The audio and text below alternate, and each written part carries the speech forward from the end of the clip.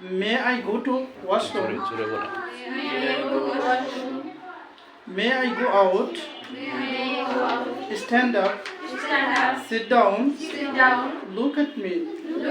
Listen to me. Be quiet. Very good. Come here. Go there. Take your book. Give me a pen.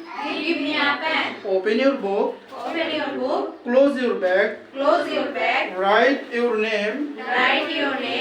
Do not disturb. Do not tell a lie. Do not eat standing. Do not eat left hand. Respect your elders. Speak the truth. Do not quarrel.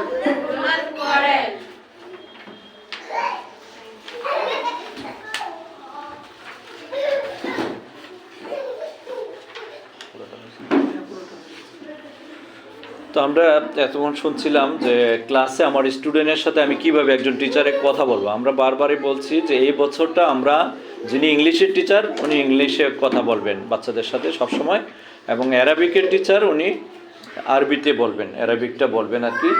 এই জন্যই আজকের এই ট্রেনিংটা সেশনটা নেওয়া হয়েছে। তো আমরা জানি যে আলহামদুলিল্লাহ এই ট্রেনিংগুলিতে এর মাধ্যমে আমরা আমাদের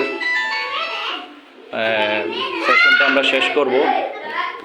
তো এই জন্য আমরা সর্বোচ্চ চেষ্টা করব এ পর্যন্ত যে ট্রেনিংগুলি আমাদের হয়েছে স্ক্রিপ্টগুলি নিয়ে যাব, এবং ক্লাস আমরা কালকে থেকে অর্থাৎ শনিবার রবিবার থেকে আমরা নতুন করতে চাই ইনশাআল্লাহ। বলেন ইনশাআল্লাহ।